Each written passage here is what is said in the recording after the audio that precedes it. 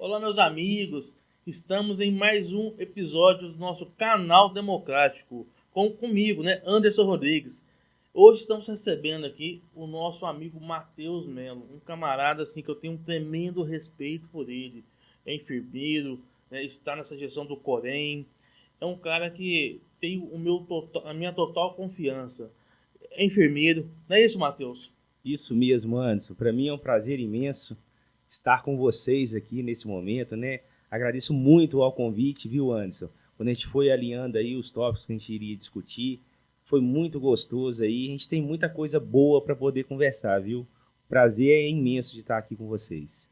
E hoje, pessoal, vamos estar falando aqui sobre como está a educação, como está as faculdades, como estão os cursos pós-graduação, como que está curso técnico, para você, né, ficar antenado aqui, ver como que estão sendo feitos, porque hoje não é fácil ser professor, né? Hoje com o nível que nós temos de equipamentos eletrônicos, tanto para facilitar a vida, mas também para retirar a atenção do aluno, não é fácil. Então a gente vai estar dialogando com o Matheus aqui, que é um grande professor, tem uma história na enfermagem, tem uma história na docência, e falando nisso, melhor do que ele, né?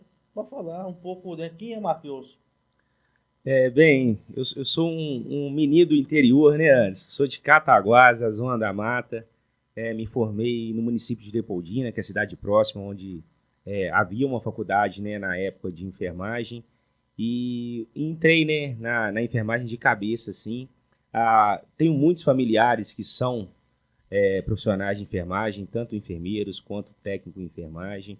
E aí já era minha praia ali no domingo, na casa de vó, para poder almoçar, confraternizar ali. Eles me contavam as histórias dele, então resolvi ingressar aí na grande jornada. E nisso, no processo de formação, Anderson, eu fui monitor de anatomia, porque eu recebi uma bolsa. E uma bolsa de R$ 350. Então, era uma prova que a gente fazia lá na época na universidade para poder ser monitor. E isso me ajudava muito, né, com o meu custeio, com as questões dos estudos e tudo mais. Então, tá lá o Matheus fazendo faculdade, se formou, iniciou o trabalho dele no PSF em Cataguases. E nesse início de jornada, né, fiquei só 3 meses no PSF porque veio uma oportunidade de trabalhar no pronto-socorro municipal.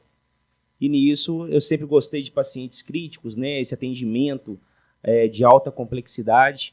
Fiquei atuando no município de Cataguases no ano 2009, finalzinho de 2009, surge a oportunidade de fazer uma especialização aqui em Belo Horizonte. Então, como eu trabalho diretamente com o ensino, naquele tempo, né, em 2009, a gente não tinha tanto ensino remoto, ensino EAD. Sim.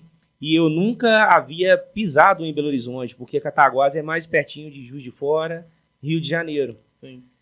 E nisso liguei para um primo meu que trabalhava na Fiat aqui na época e ele falou comigo: Matheus, vem para cá que aqui tem uma tal de uma área hospitalar que tem um monte de hospital. E eu pedi conta lá no trabalho, vim para cá fazer a minha pós em enfermagem intensiva de alta complexidade. E tudo foi dando certo, foi caminhando legal. Com o ingresso nessa pós, eu consegui entrar como preceptor do Hospital Júlia Kubitschek, no qual eu atuei como preceptor no CTI do Júlia Kubitschek por 6 anos.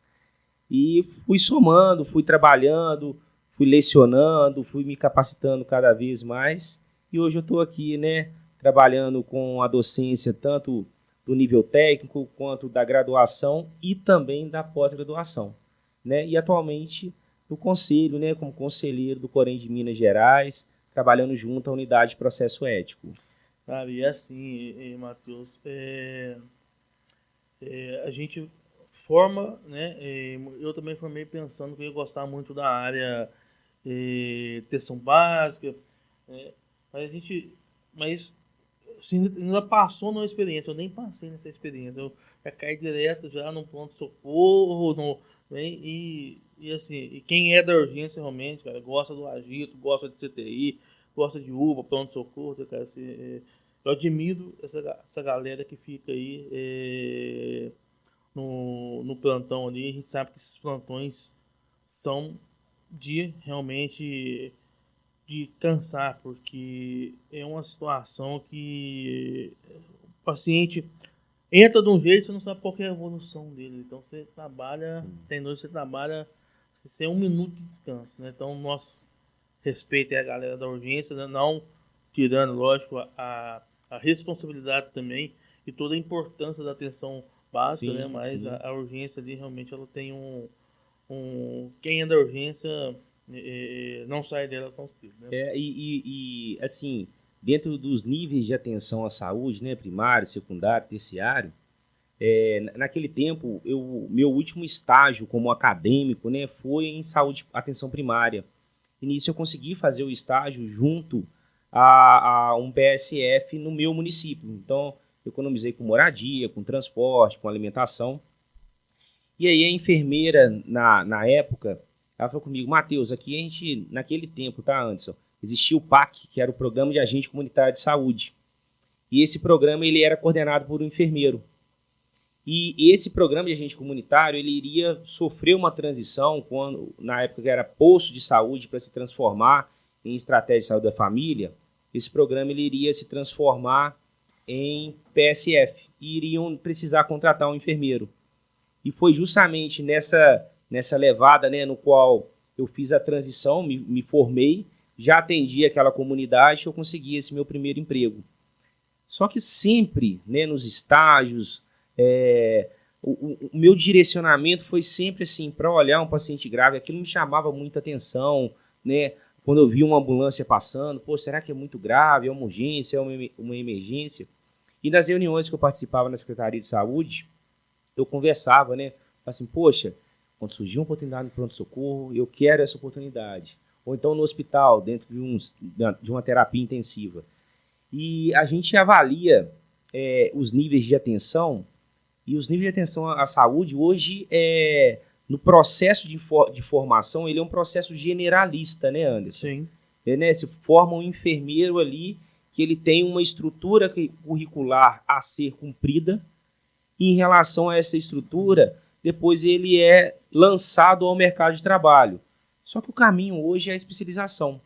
E é justamente por esse motivo que eu vim para Belo Horizonte, para poder fazer a especialização e prestar essa assistência. E aí eu costumo brincar com os meus alunos. Eu viro e falo assim, olha, eu sou um professor da área de terapia intensiva, de enfermagem cirúrgica, de cuidados mais complexos, e eu tenho um filho de 7 anos, quando eu levo meu menino para vacinar, a técnica de enfermagem da sala de vacina, a enfermeira da sala de vacina, ela vira para mim e fala assim, Matheus, olha, ele tem que tomar essa vacina, tal mês você vai voltar e tudo mais. Eu confio plenamente no que elas me dizem, porque elas são capacitadas para isso, né? Então, é uma área muito específica, estudar Programa Nacional de Imunização, calendário vacinal. Então, uma admiração enorme também pelo pessoal da atenção primária, né, Anderson? Sem falar que tem que acompanhar aí quantas famílias, né, com diversos problemas, né? Sim. E acaba que sai até um pouco da enfermagem, entra da questão social, porque além de conhecer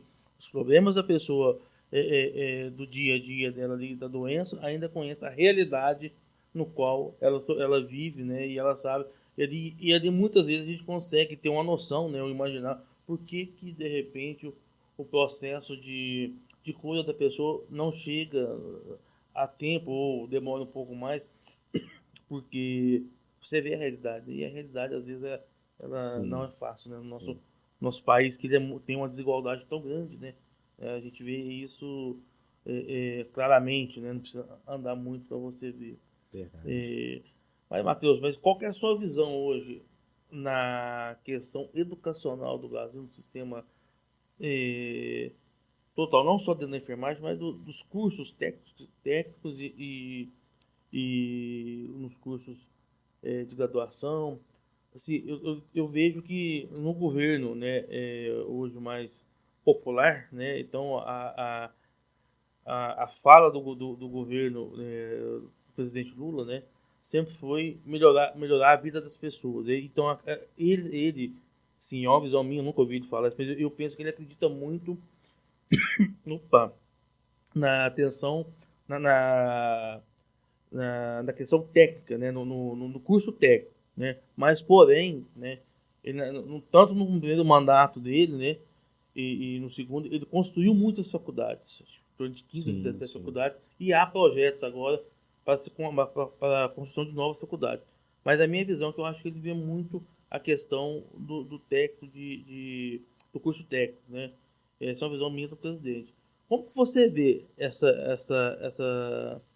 esse momento, né, que a gente vive, de como está a docência, assim, como que estão as escolas, né, e como que você vê o ensino esses cursos?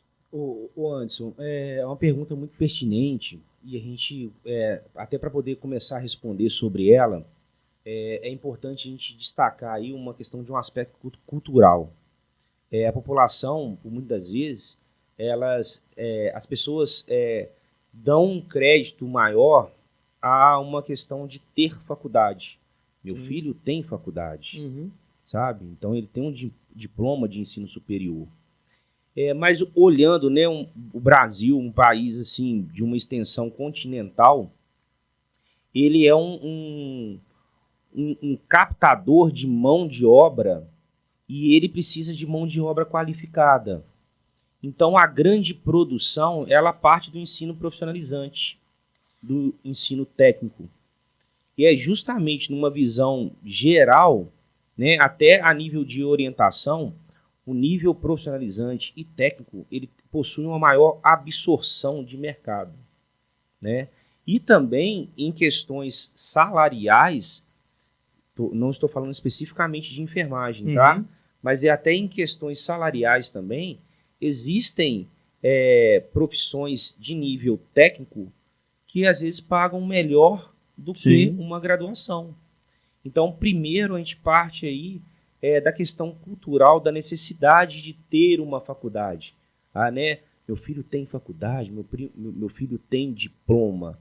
Então, isso vem com um peso muito cultural dentro de uma sociedade. Né? Mas quando a gente consegue, né, ali, dentro de um plano de carreira, de uma orientação de profissões, trazer, né, uma realidade, e às vezes também as pessoas, o adolescente, né, naquele processo que ele tem que escolher uma profissão, às vezes ele está muito jovem ali e ele não tem aquela sensibilidade, não tem uma destreza e às vezes acaba escolhendo de forma aleatória. E no meu processo, agora falando especificamente de enfermagem, eu tenho muitos alunos de curso técnico, de graduação, no qual a turma é muito heterogênea. Então você tem lá o estudante do nível técnico que está saindo do ensino médio, né, com português, matemática, afiado ali. E você tem também a pessoa que chega para mim e ela fala, olha, tem 20 anos que eu não estudo. E ela veio procurar uma formação.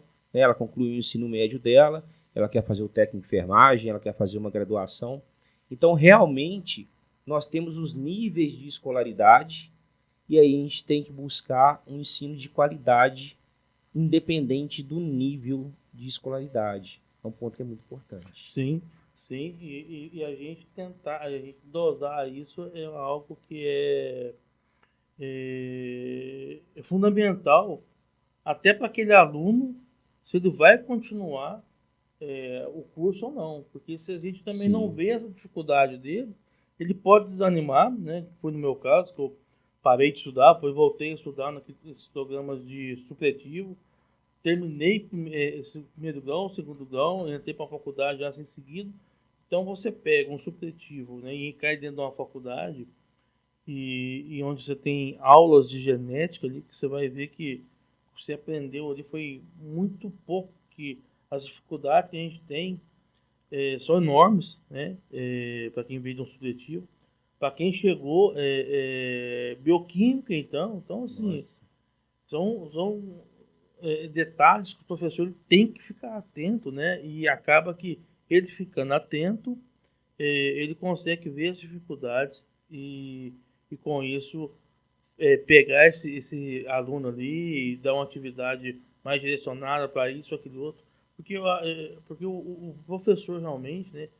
E eles são grande parte, né, do professor, graças a Deus, né? Eles estão ali não é por causa do dinheiro, é igual a enfermagem, né? A enfermagem, por mais que a gente brigue por um salário digno, mas a gente não está mesmo que pagasse 10 mil para cada um, o trabalho que a enfermagem faz, né, é muito pelo valor desses 10 mil. Né? Só que nós, né, fazemos porque gostamos da profissão, estamos ali, eu acho que a enfermagem, ninguém escolhe a enfermagem nos escolhe, porque você ter ser um profissional da enfermagem não é para qualquer pessoa, né? Sim. Você tem que ser ético, você tem que ser, ser resiliente, né? Então, assim, é uma série de fatores, né? Mas o professor nem se fala, né? Como você diz, né? Existe qualquer profissão que existe porque tem um professor. Sim, Então, sim. aí Sim. já a gente fala, então, assim, é muito pouco o que nos pagam pelo tanto que a gente faz, né? E assim qualquer outra profissão, só que a gente está falando da nossa aqui, que a gente conhece, sabe o tanto que é duro, né? Você cuidar do outro, ter que, né, fazer os curativos, os banhos, né? E além disso tudo, outras coisas que a gente faz, né? Que vai além, né? Que a enfermagem hoje ela está muito dinâmica, Sim, né? A enfermagem hoje ela tem vários outros segmentos, né? Que não fica só no cuidado, né? Não fica só na questão do gerenciar, né? Tem várias outras profissões. E, inclusive a gente vai fazer um episódio falando das novidades da enfermagem, das profissões aí que mais está crescendo, né? E a gente precisa ficar atento também a alguns golpes que tem aí também, né? Que tem muita gente vendendo curso aí que... Nossa. falando bobagem aí, a gente é obrigado a escutar, E né? que não é regulamentado. Exato, Então, exato. a gente Então, tem o Matheus, a enfermagem, beleza, né? A gente tá lá, formou, né?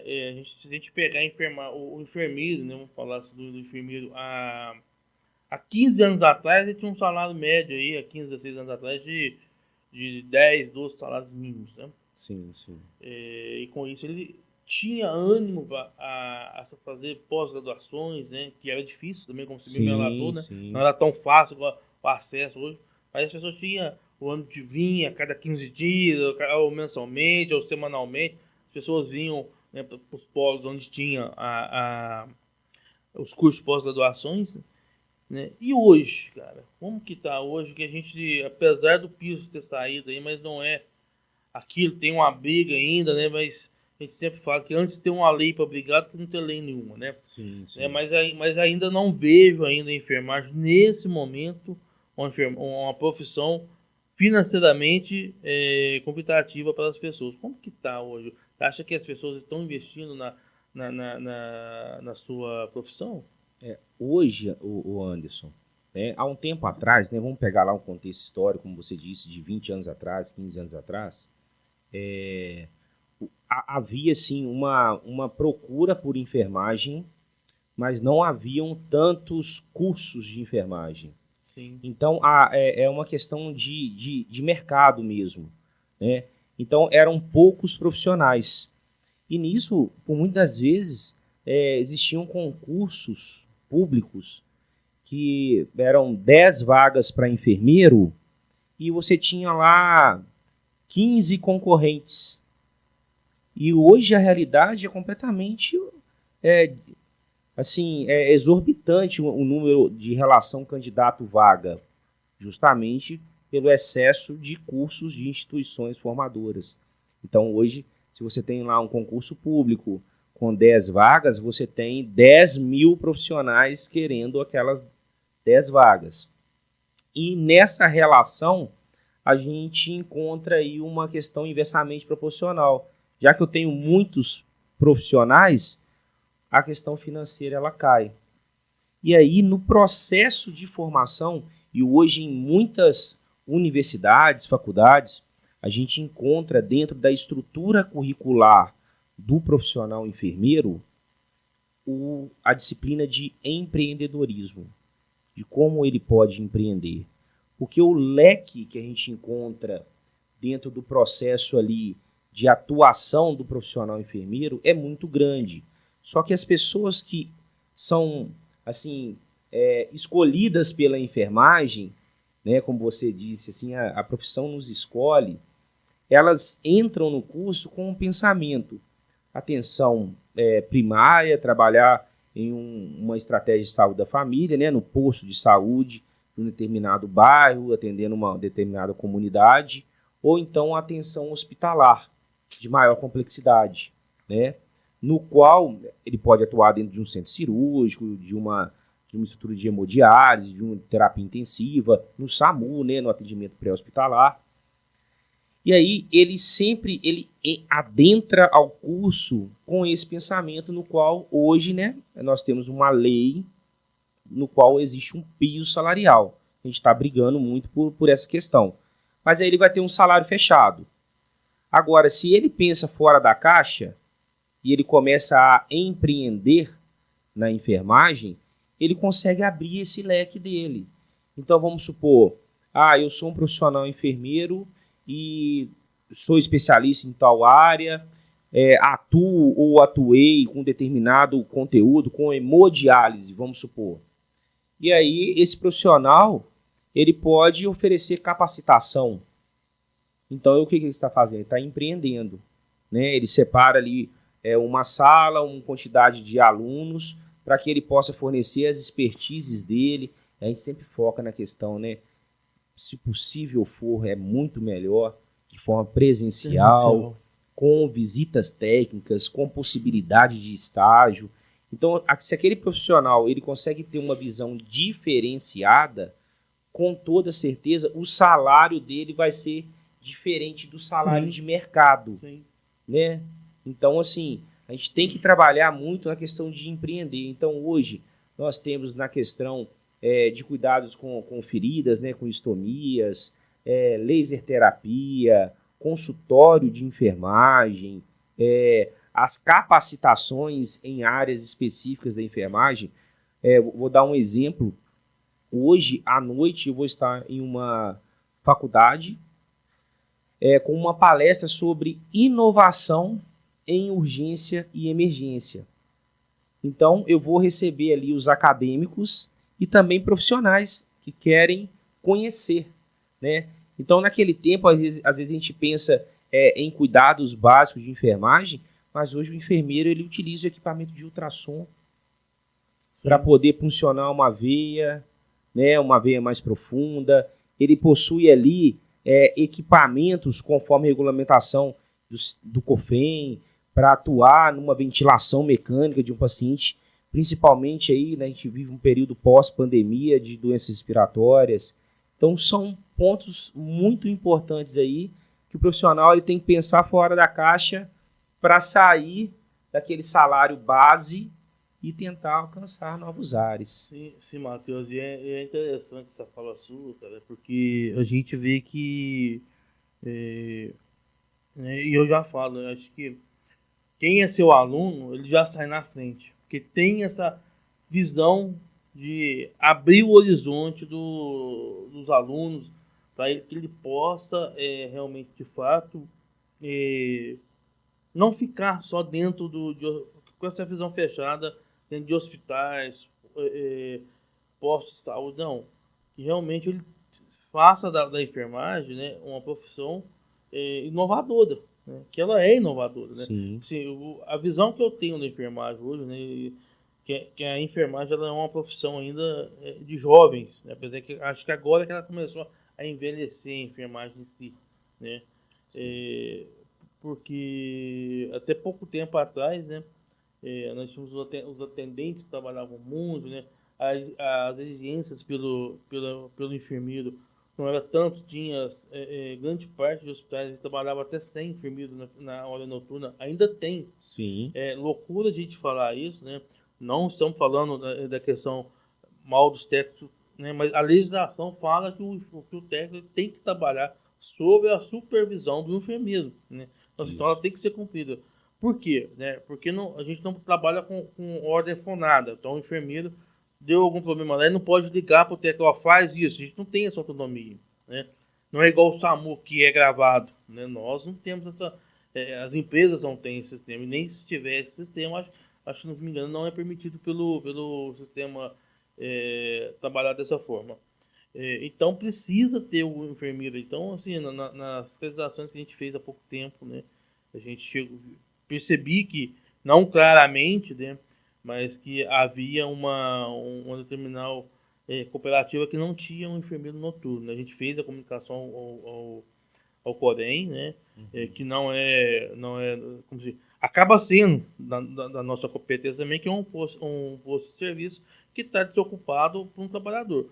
Mas, em tese, a fiscalização disso não era nossa, porque já era questões técnicas, né, normativa, aí a gente passou para o Corém a denúncia e provavelmente eles devem ter ido lá fazer essa averiguação, né? Mas a gente precisa realmente ter essa noção, né, do valor, cara. E a gente fala, quando a gente fala de valores, né, a gente tem que começar a entender também que se a gente está numa instituição que não é valorizada, né, que a gente não se sente valorizado pelaquela instituição, o trabalhador tem que entender que ele está no lugar errado. Ali não é para ele. Né? Acho que é igual aquela história do carro velho, né? Um carro velho há anos atrás, né? Ele era um carro velho. Hoje um carro velho, se for levar ele num estacionamento, essas garagens, ele vai pagar um valor mínimo. Mas se você for vender para um colecionador, ele vai valer muito. Sim, né? Ou seja, então, o local que aquele carro tá é um local que não está sendo valorizado da melhor forma. É a mesma coisa do trabalhador, né? A coisa do enfermeiro, técnico, auxiliar. Ele tem que entender que não é porque ele fez um concurso que ele tem que ficar sofrendo ou dando sangue por algo que ele não se valoriza. A gente tem uma questão, né? Não, é lógico, tem que lutar, tem que fazer ações, mas a gente também tem que ver também onde que nos valoriza. Porque se nós não nos valorizar, ninguém faz isso por nós, né? Isso, e assim, as pessoas elas têm que se colocar em uma prateleira de valorização. Sim. Né? Ela não pode ficar lá no fundão da prateleira que ninguém vai visualizar ela e tudo mais. Tanto faz, né? Tanto faz, sabe? Justamente às vezes até de descaso. Sim. E quando a gente pega para falar sobre essa questão da realidade do piso, né, vamos supor, eu recebo um monte de direct de aluno, de ex-aluno, na verdade, né, que hoje são profissionais. A gente conseguiu fazer, né, com que o piso pudesse chegue na rede pública, né? E ainda nas redes privadas não é uma realidade, né? Sim. Então depende de uma série de ações e tudo mais. O próprio sindicato vem trabalhando muito em relação a isso, o conselho também. Mas um aluno meu falou assim, poxa, mas não vai chegar pra gente aqui? Ele trabalha na rede privada. Aí eu falei com ele assim, olha, hoje é uma realidade, e assim, às vezes criticando, tá, Anderson? Hoje é uma realidade, já foi um grande avanço isso chegar na rede pública. Então vamos supor que ele possa trabalhar, se ele está tão desesperado assim, para que ele possa às vezes migrar para uma rede pública, para ele poder receber, né, esse piso. Mas a gente quer que, na verdade, a lei é que é para todos. Né, para todos. Mas às vezes as pessoas vêm criticando, né, não compreendem como o trabalho é e o quão difícil ele é. Tanto né? que ele chama implementação do piso, né? Ele está sendo implementado ainda, né, Matheus? Perfeito, Anderson. Ele está sendo implementado. Pessoa que às vezes que fala, o piso é lei, tuf. E assim, são diversos profissionais, são de vários estados, vários municípios, várias instituições. Vários milhões de trabalhadores. Milhões de trabalhadores. Isso vai ter que chegar para todo mundo, né? Mas é um processo de implementação. Perfeito. E outra coisa, e assim, Matheus, tem uma coisa, cara, que ontem a gente recebeu uma empresa aqui, né, que é privada, né, mas recebe recursos do município, a Santa Casa do Interior. E quando vem na Santa Casa, tô vindo pra cá, cara, eu já pensei assim, eu falei pra ela, marca 3 horas da tarde, se marcar muito tarde, às vezes acaba não dando certo, a gente acaba falando que não dá, mas marca 3 horas da tarde, porque a gente senta com ela um horário do café e vamos discutir o que eles querem pensar. Sim. Porque pra vir, existe uma convenção coletiva em vigor, tem que ser cumprida. Então, pra vir aqui, quer tirar alguma coisa do trabalhador.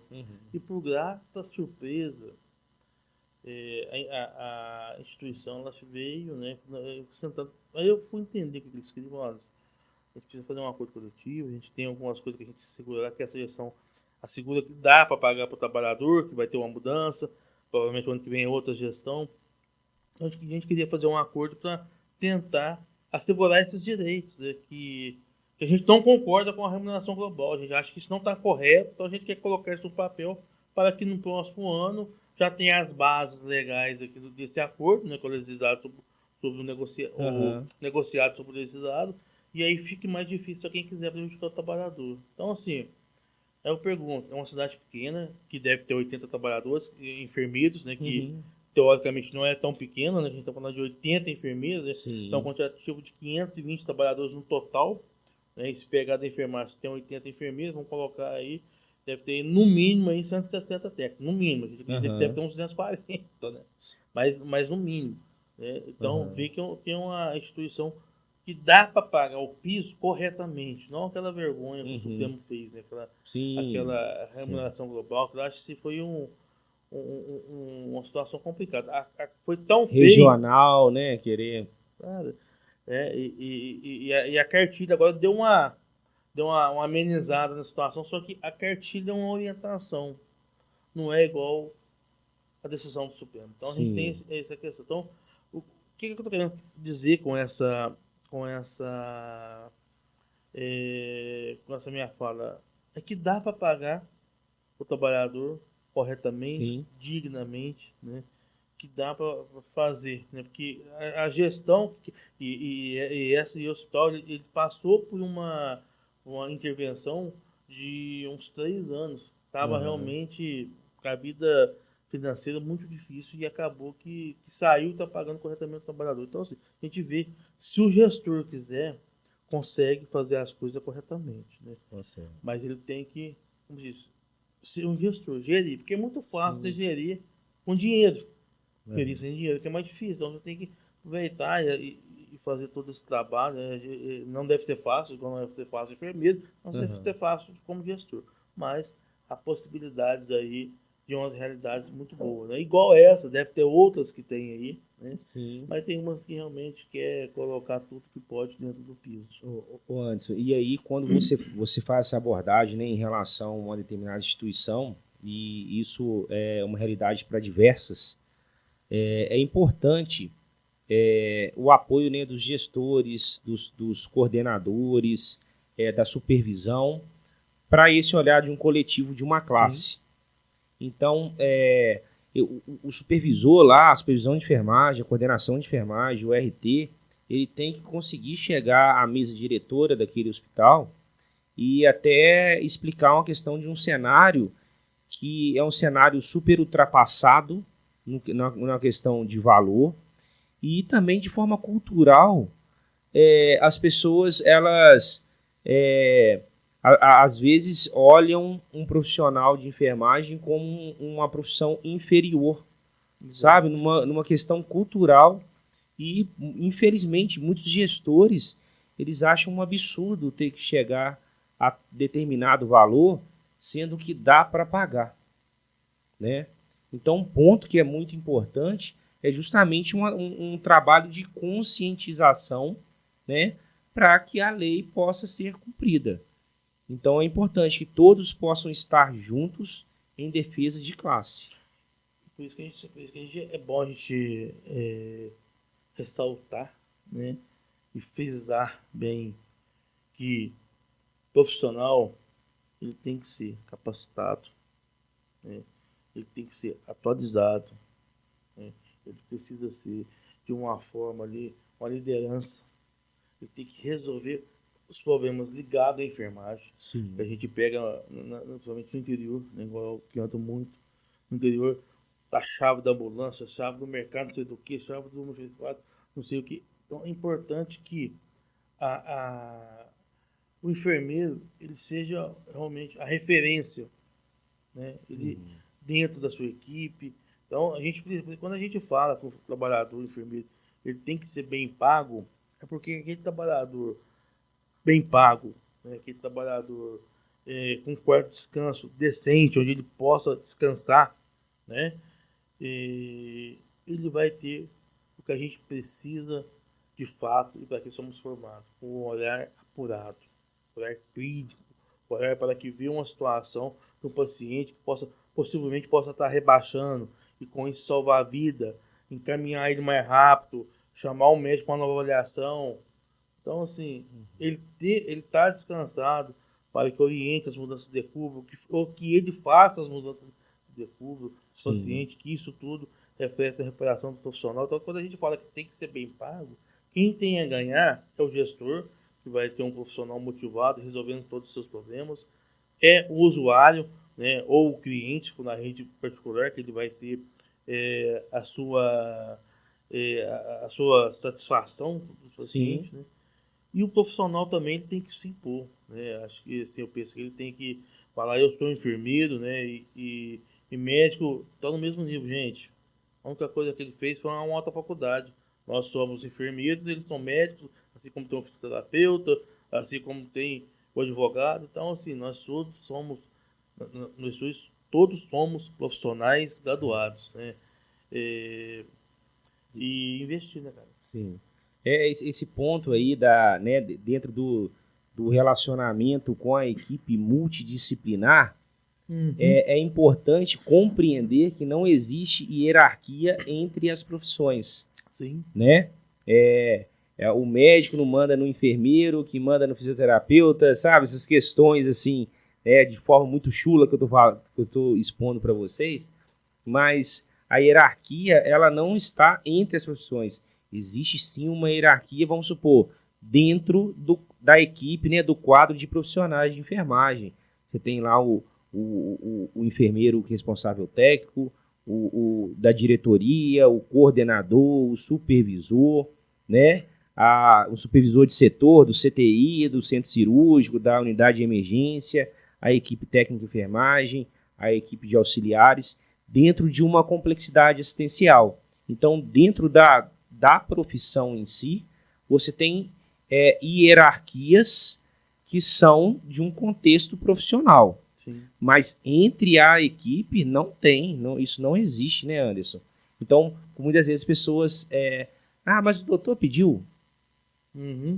Mas não convém, né? Não é o momento de realizar. Então é necessário dialogar isso e voltar a se colocar numa prateleira de valorização, de conscientização, né, para que você possa atuar de forma mais segura.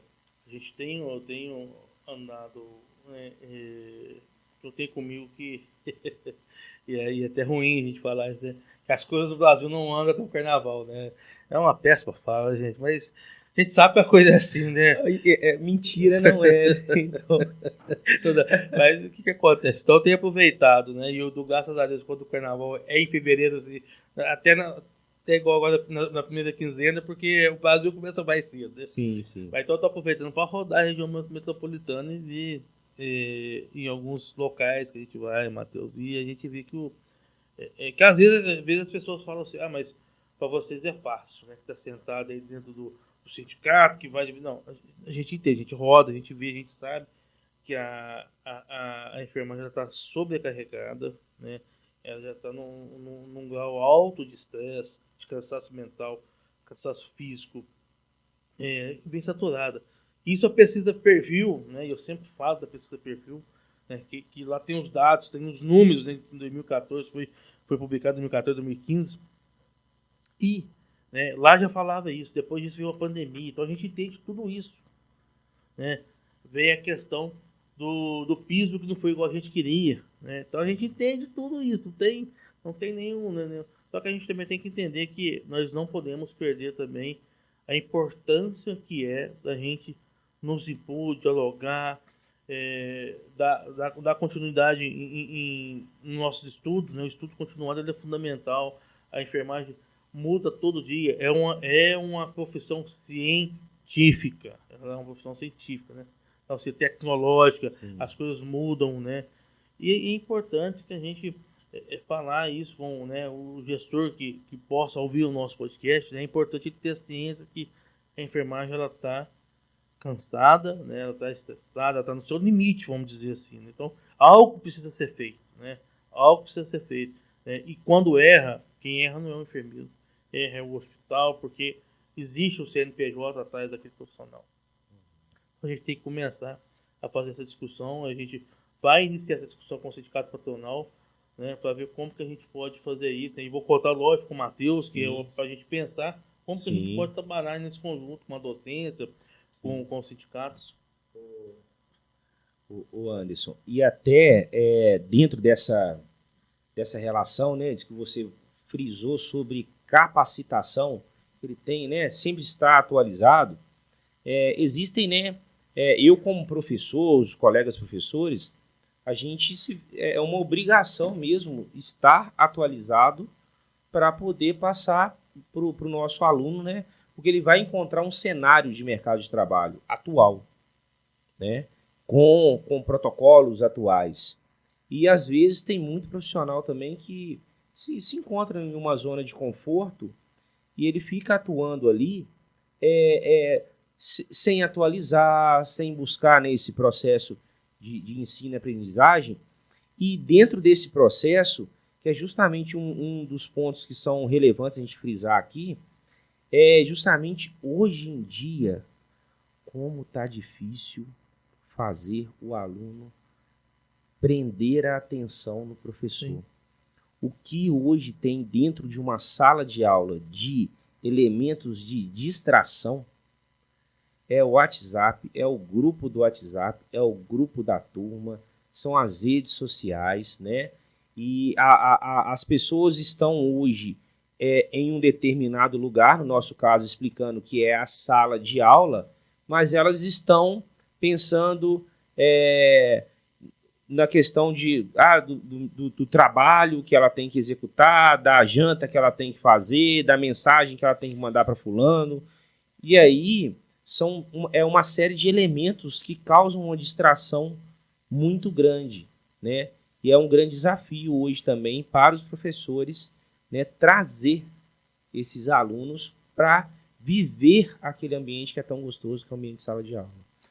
E assim, Matheus, eu penso que o corpo está ali, mas ele se teletransporta para outros lugares, né? A cabeça está voando, está voando. E como usar essa tecnologia para prender essa atenção desses alunos? Porque eu acho que o melhor caminho é utilizar o telefone deles para que possa dar aula, né? Tem como fazer isso? Tem como. Né? Hoje, o processo, né, é você realizar uma aula expositiva, expor para o aluno qual vai ser o objetivo, né?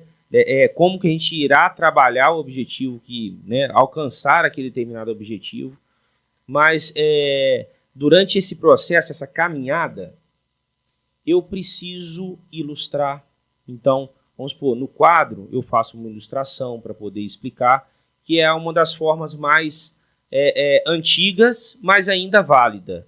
Só que hoje você consegue projetar uma imagem, você consegue projetar um vídeo tridimensional, né? Hoje você consegue trabalhar com práticas como simulação realística, e eu trabalho muito, Anderson, uma forma dinâmica que já tem até um nome, que é a gamificação da aprendizagem. É o game, e todo mundo gosta de jogar, de brincar. E esse game eu faço projetando o game na tela, e o aluno, ele no celular, aparece as alternativas. Então ele está dentro de sala de aula comigo, na tela tem uma determinada questão, uma determinada ilustração, e no celular ele está logado no game, e no celular ele clica na alternativa.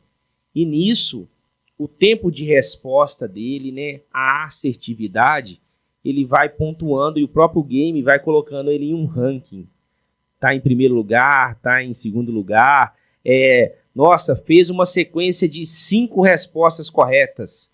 Aí nesse combo, o próprio game dá uma bonificação para ele, então ele sobe no pódio, sabe? E fica super disputado. O grande problema do game é que eles querem todo dia o jogo. Todo dia. E a gente precisa, às vezes, ter um contexto, explicar primeiro, né? Eles querem sempre esse processo de gamificação. Mas é uma metodologia ativa de aprendizagem que atrai muito o aluno. Cara, estamos em 2024, né? 24. Em 2022 eu comecei a faculdade de Direito né? E aí lá tinha uma matéria de psicologia, né? Que o professor ele dava um suporte pra gente, né? Faculdade de Cedim, a faculdade é muito boa, cara. Eu gostei demais do método deles, sabe? Do Sim. método que eles usavam lá. Então tinha esse professor de apoio da aula sábado, né? Sábado, aula presencial. Muita gente falou, pô, vem cá no sábado. Então, ele já tinha um desafio que era fazer o aluno gostar da aula, porque a aula no sábado é dureza, né? No dia de Uhum. manhã. Mas a gente chamava a gente pra lá e usava isso, esses jogos, sabe? Aquelas questões de as respostas tudo do celular, e ele acompanhava, tipo, ó, tá faltando tantas pessoas, né? E o aluno em si, ele é competitivo, né? Ele quer ser melhor do que o outro, só por ser, Uhum. né? Nem não é uma Sim, questão, mas sim. porque eu acho que faz parte da questão acadêmica, né? Aquela questão de ser melhor, de entender, de estudar, Sim. né? E isso ele fazia um game lá, cara, era super legal, a gente gostava demais. Aí depois a gente gostava da aula. Aí teve um período, falou, ó, gente, agora a aula quinzenal vai ser online. Aí todo mundo já achou ruim, já não, mas e aí, professor, Sim. como é que vai fazer? Então, assim, é umas coisas Sim. que realmente o professor ele tem que mudar, né? Ele tem que se atualizar. Foi o que a gente estava conversando mais cedo, Aham. né? Aqui nos bastidores. A gente precisa estar no nosso tempo. A gente precisa se adaptar àquela realidade. Sim, sim. A gente não faz isso, fica E, para trás. e muitas das vezes, né, o professor ele é a linha de frente ali junto ao aluno e ele tem que reportar também à instituição na qual ele atua de necessidades de métodos de inovação para poder realmente prender a atenção. Então vamos supor, na graduação, na pós-graduação, a gente trabalha muito as questões dos artigos científicos, né? E hoje existe um desinteresse muito grande a uma leitura extensa. Então, se ele pega um artigo de 10, 20 páginas, É um problema. para ele aquela aula é a pior que existe, o professor é muito ruim e tudo mais. Mas se você, com o compromisso do aluno também, se você encaminha aquele artigo e você promove uma discussão em sala de aula, né, se encaminha previamente o artigo e faz aquela discussão, faz o debate, ponto de vista de cada um, as questões éticas, as questões técnicas relacionadas, aquela aula, aquele momento, ele é muito enriquecedor. Sim. Então a sala de aula, ela consegue promover isso para a gente, né? E às vezes, vamos supor, você tem aquele aluno que não leu o texto, que não mostrou interesse, ele não consegue participar da discussão, porque ele não tem fundamento, né? Então a gente tenta promover de toda forma. Hoje, até pela questão da tecnologia, a gente observa o seguinte, vamos supor, você tem o podcast, mas hoje você tem cortes de podcast. Sim. Porque ele é reduzido, né? Pega lá os highlights, né? Os melhores momentos e publica. As pessoas hoje elas querem consumir conteúdos curtos. Dá Né? mais visualizações do que o inteiro. Dá muito mais visualização do que o conteúdo inteiro. Sim. E vamos supor, dentro de uma sala de aula que eu no meu caso, eu dou 4 horários seguidos de terapia intensiva, de gestão.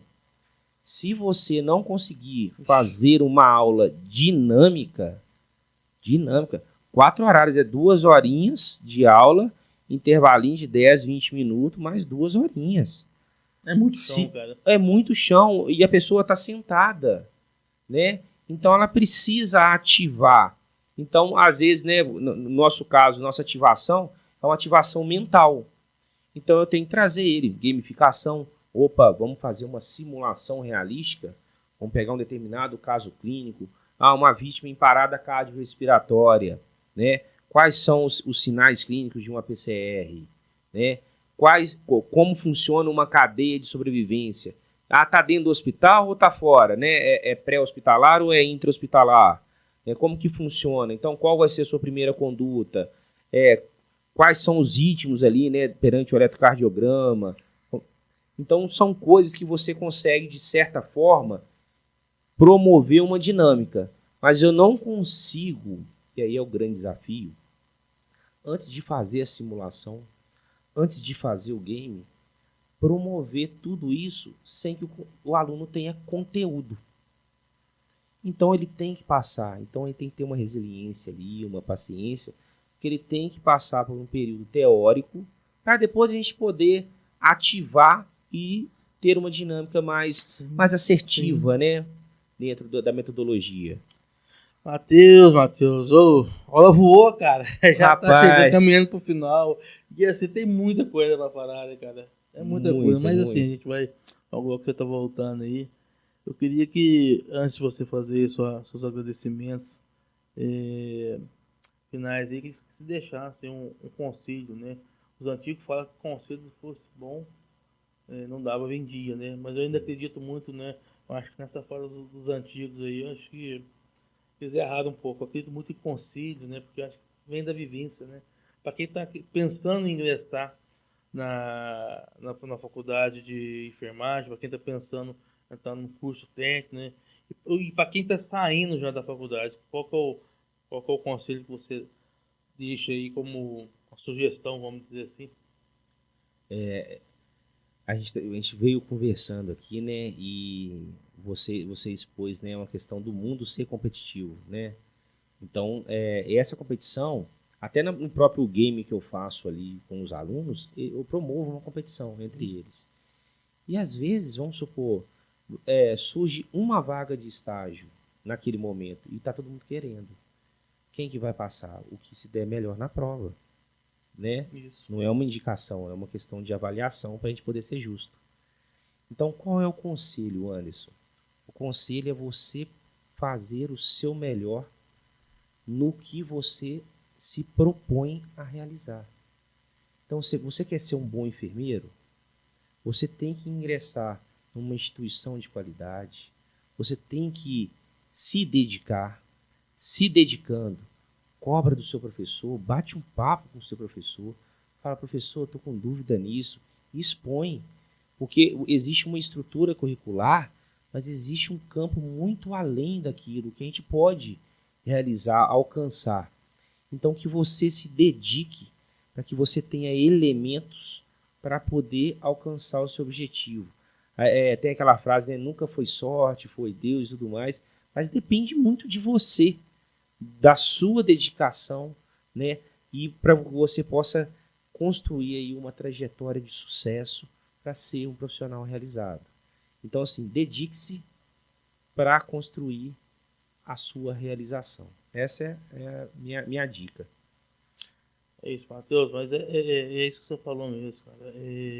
Acho que só pela pessoa sentar numa cadeira de uma faculdade ou de um curso técnico, ela já tem que agradecer, porque ela já tem ela está à frente de milhões e milhões de brasileiros, né?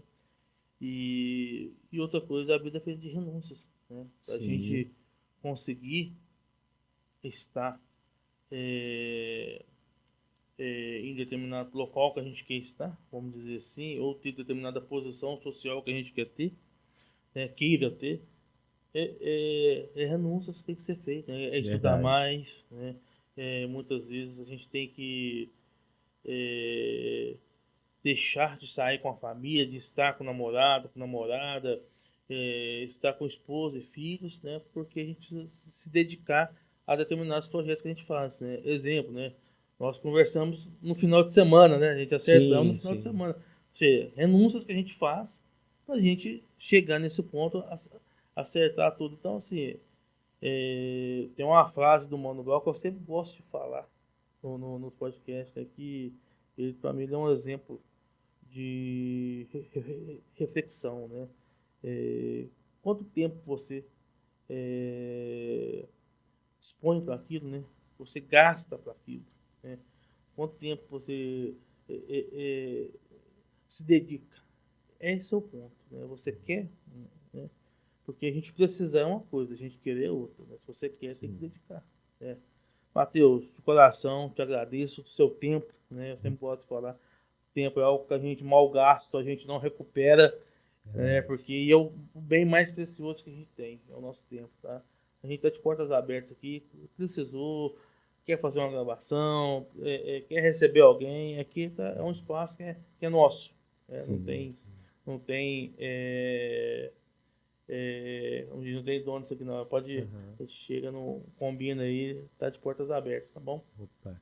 Ô Anderson, o dia que você me mandou a mensagem, que a gente conversou, né, ao telefone, para poder alinhar aqui a questão do podcast, para mim já foi um dia muito feliz, tá? Fiquei muito feliz com o convite e me preparei, né, para ter esse bate-papo com você e para a gente poder expor uma realidade para todo mundo que está nos ouvindo aqui, né? Então, poder chegar aqui e apresentar, né, essas questões relacionadas à realidade do profissional de enfermagem, ao processo de ensino e aprendizagem, né, à formação do técnico, da graduação, da pós-graduação, discutir o futuro da nossa profissão, para mim é um prazer enorme, tá? Então, estou muito feliz desde o convite até aqui. Gosto muito da pessoa que é o Anderson, tá? Um carinho, uma admiração enorme. Essa jornada aqui a gente já se conhece tem um tempo, Sim. né, Anderson? E tudo mais. E eu agradeço também a todos que nos acompanharam aqui durante esse momento. Muito gostoso, para mim um prazer enorme, viu? Pessoal, é recíproco, né? O Matheus, como eu falei, é um cara, assim, é um exemplo, né, de pessoas, né? Em épocas de campanhas aí, foi um cara que me deu, Anderson, não faz isso não, deixa quieto, então como se diz, né, sempre ali no particular, então assim, é o tipo, como o próprio Cortella diz, né, elogia em público, né, chama atenção no particular, então assim, ele é um exemplo de pessoa, de profissional para mim, né, mas é isso, pessoal, fiquem com Deus, até a próxima. Se não segue o Matheus nas redes sociais, siga lá e dá muita dica boa, viu? De esporte também, anda de bicicleta, ele e a família, né? Então siga lá, @Matheus Melo, é isso?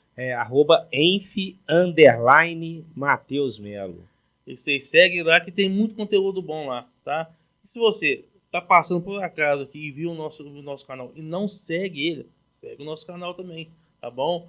Canal Democrático aí, tá no Spotify, tá no YouTube, tá bom? Um abraço, pessoal, até a próxima, fiquem com Deus e foi um prazer estar com esse camarada aqui. Até mais. Até mais, tchau, tchau, gente. Tchau, tchau.